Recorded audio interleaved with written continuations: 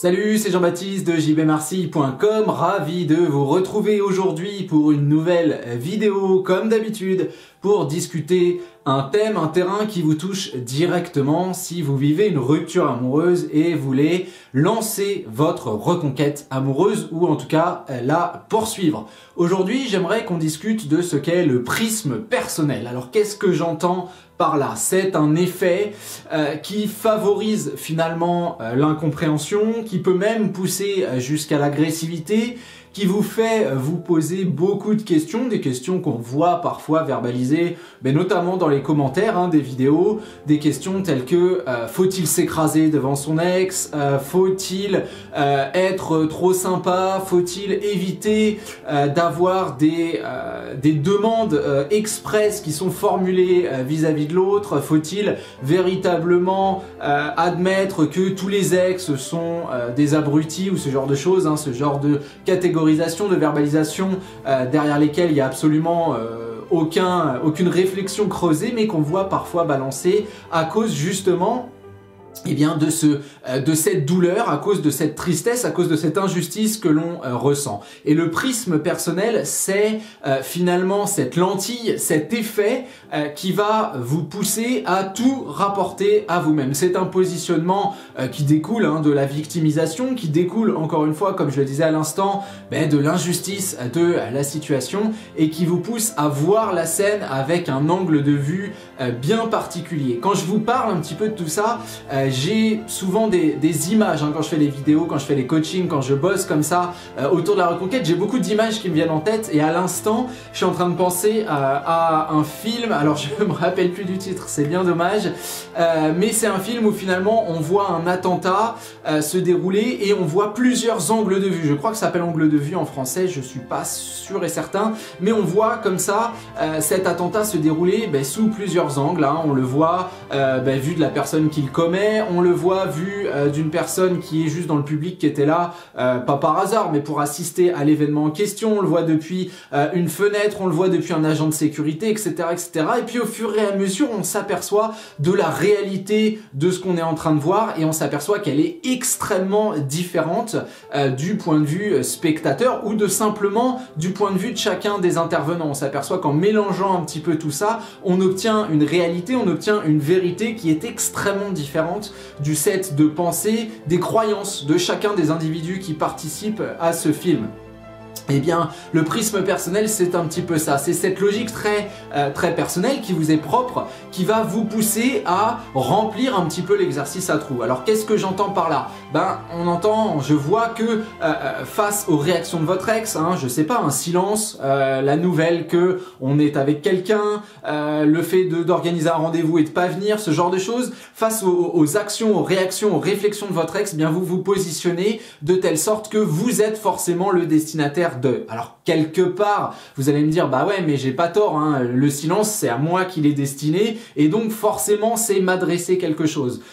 Je suis d'accord sur l'idée que vous êtes concerné, mais pas nécessairement sur vos conclusions. Pourquoi? Parce que pour éviter de répondre à un de vos messages, il y a de très nombreux scénarios possibles. D'ailleurs, j'avais fait une vidéo sur ce sujet où je vous disais que on se fait beaucoup de films sur la reconquête et sur le comportement de l'autre et que je vous invite tout simplement, quand vous avez des doutes, à imaginer de très nombreuses possibilités du fait qu'effectivement on vous déteste et que vous êtes la cible prioritaire de l'action, au fait qu'on se sente coupable, au fait qu'on n'ait plus de batterie, au fait qu'on ait perdu son téléphone, au fait qu'on soit en réunion, etc., etc., etc., et qui va expliquer que à l'instant T où vous attendez un type de comportement, vous avez un autre type de comportement qui vous est adressé et que finalement vous perdiez un petit peu le pied face à ça parce que très rapidement, vous vous dites qu'il y a un sens caché, qu'il y a un signe. La recherche de signes dans la reconquête amoureuse, c'est quelque chose qui touche beaucoup de gens et qui malheureusement pousse à des déformations de la réalité et qui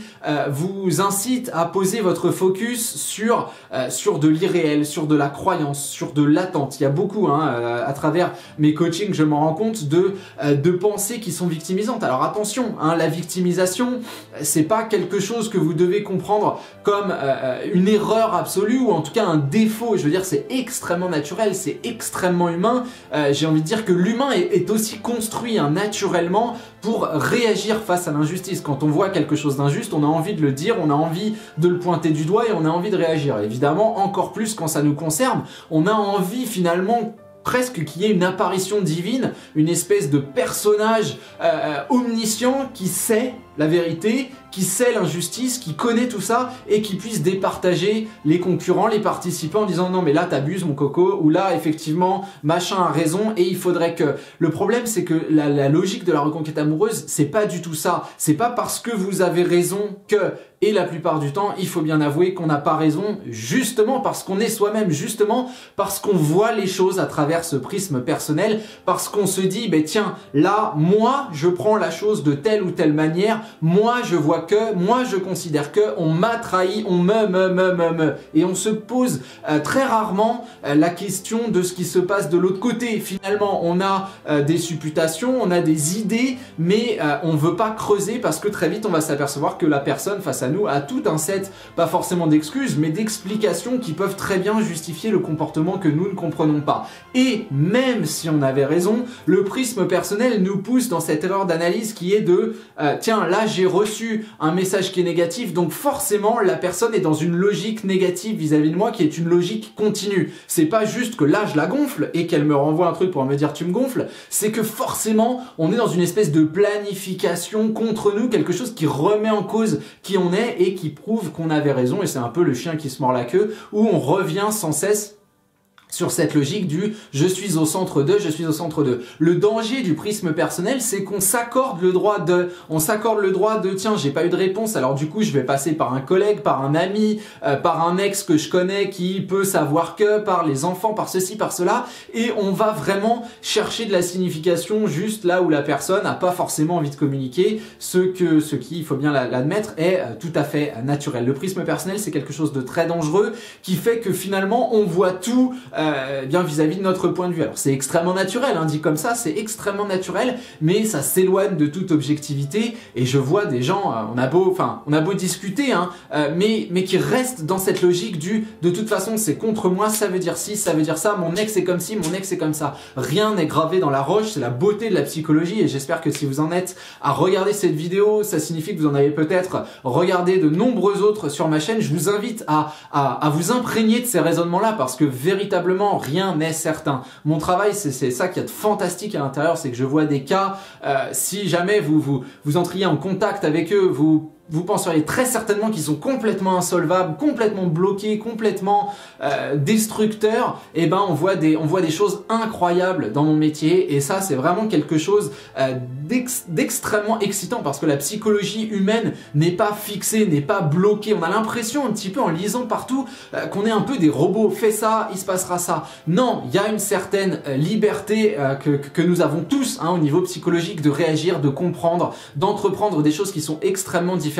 Et vous ne pouvez pas savoir ce que pense, ce que ressent votre ex. Et le prisme personnel, c'est ce gros danger de vous voir comme étant la cible et de prétendre savoir exactement où en est votre ex. Vous n'en avez aucune idée. La preuve, c'est que si vous connaissiez si bien votre ex, il ou elle n'aurait sans doute jamais rompu. Et ça, c'est une conclusion que je pense assez forte, et j'espère qu'elle vous fera réfléchir. Je vous abandonne en vous laissant réfléchir un petit peu plus avant sur ce prisme personnel. N'hésitez pas à commenter cette vidéo, n'hésitez pas à signifier qu'elle vous plaît, et n'hésitez pas à cliquer sur la description de cette dernière où vous allez trouver tout plein de liens très utiles, notamment la newsletter, hein, vous le savez, une vidéo par semaine gratuite que vous recevez dans votre boîte mail. Tout vous est expliqué dans la description. Voilà, je vous abandonne ici, on se retrouve très vite pour du prochain contenu. Salut à vous!